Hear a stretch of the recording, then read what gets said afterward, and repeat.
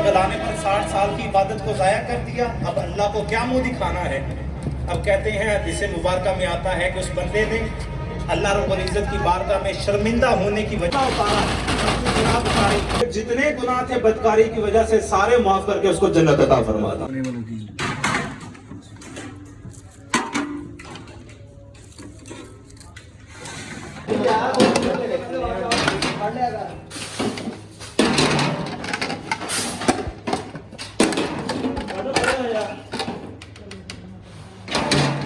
यार बाकी मुझे भाजी इन्हें पता हो एक टुटी है मेरी टुटी जल्दी लेके आना जल्दी लेके आई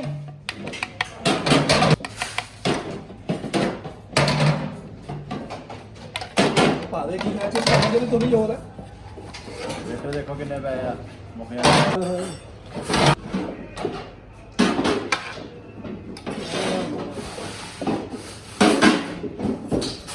15,000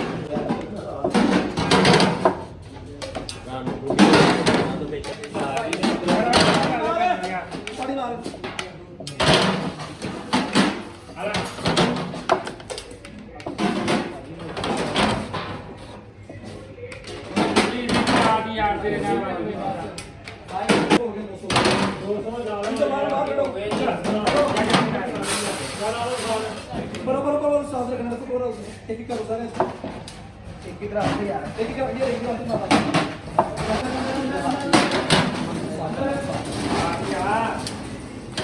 बस ठीक नहीं का आभार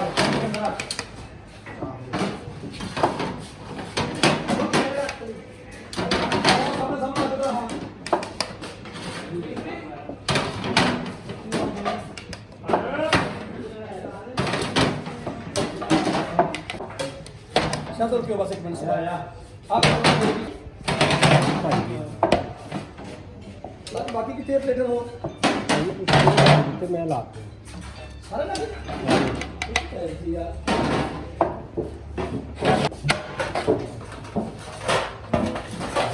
प्लेटर हो है नहीं प्लेटर ओ काले पीछे प्लेटर पाए को प्लेटर कोई नहीं साहब के लिए हो गए हो गए बाहर सड़ देना तो डाउन पा दे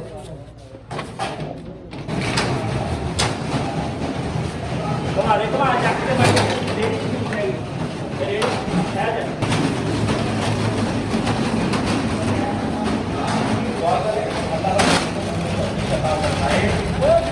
दोबारा नहीं समझा फकत पहाड़ की चोटी पर रहता अल्लाह की इबादत करता। अब जब मुंह काला किया ना तो दिल में ख्याल आया यार ये क्या कर दिया। वो 60 साल अल्लाह रब्बुल इज्जत को याद किया था एक लम्हे में शैतान के वजह से। फिर पहाड़ की चोटी पर चढ़ना शुरू किया ना तो रास्ते में 2 रोटियां मौजूद थी तो किसी साए चढ़ने की बजाय नीचे उतरा। 2 रोटियां अपने पास थी वो रोटियां अपने पास जो थी वो साए को दी मांगने वाले को दी जाओ तुम खाओ अल्लाह तुम्हारा भला करे। उसने खाया खाकर में आता है अल्लाह रब्बुल इज्जत की तरफ से हुक्म हुआ फरिश्तों इसके नामा अमाल को तोला जाए इसकी नेकियों को तोला जाए। अब 60 साल की इबादत को एक पलड़े में रखा 60 साल का जो नेकियां थी वो कम पड़ गई। तो हुआ तो अल्लाह रब्बुल इज्जत ने फरिश्तों से फरमाया फरिश्तों देखो इसके नामा अमाल में कोई अब अल्लाह की मखलूक में से किसी को खाना खिलाया हो किसी को पानी पिलाया हो। अब फरिश्तों ने अल्लाह की बारगाह में अर्ज़ की मौला 2 रोटियां की तरफ से हुक्म हुआ फरिश्तों इसके नामा अमाल में वो 2 रोटियां भी रख दो उनका अजर और सवाब भी रख दो। जब उसको रखा जाता है वो गुनाह वाला पलड़ा हल्का हो जाता है नेकियों वाला पलड़ा भारी हो जाता है।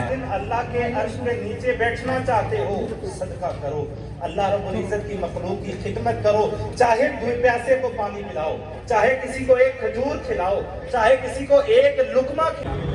अपने घर से निकलती तो रास्ते से एक बेअबाने से गुजरती सहरा से गुजरती। अब देखती है कि एक बिल्ली प्यास की वजह से वो कीचड़ को चाट रही है कि उसके प्यास की वजह से उसकी जुबान को थोड़ा बहुत पानी मिल जाए उसकी जुबान थोड़ी बहुत गीली हो जाए ताकि उसका जिगर वो तर हो जाए उसकी प्यास खत्म हो जाए। अल्लाह के नबी सल्लल्लाहु अलैहि वसल्लम फरमाते हैं वो गुजर रही उसने देखा बिल्ली को कीचड़ चाटते हुए उसने अपना दुपट्टा उतारा अपना मोजा उतारा जितने गुनाह थे बदकारी की वजह से सारे माफ करके उसको जन्नत अता फरमा दी। तो ये इंसान के लिए जिंदगी एक अनमोल तोहफा है। अगर फिरना था तो मैं राज़िक की तलाश में फिर लेता। अगर तू राज़ी की तलाश में फिरता, तुझे रिज़्क भी मिल जाता, तुझे राज़िक भी मिल जाता, तुम्हें अल्लाह का साथ भी मिल जाता, अल्लाह की रहमत भी मिल जाती।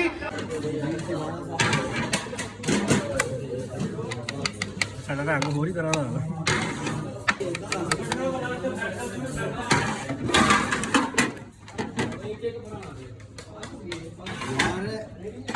चिमिया स्लोमो लाया ना सुन लाओ ने मनु की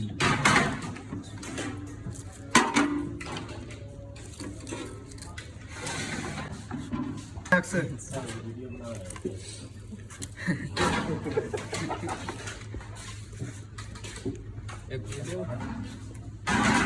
क्यूरा करा वाला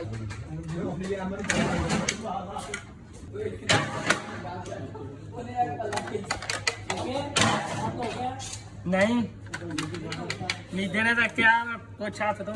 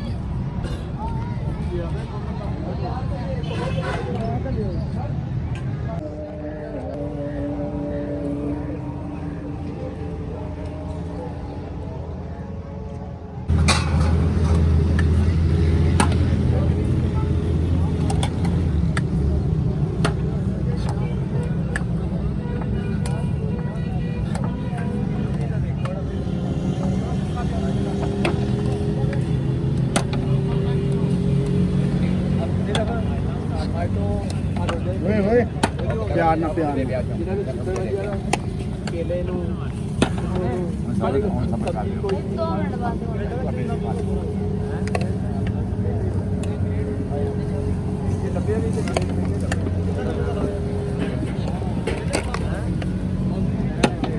बाद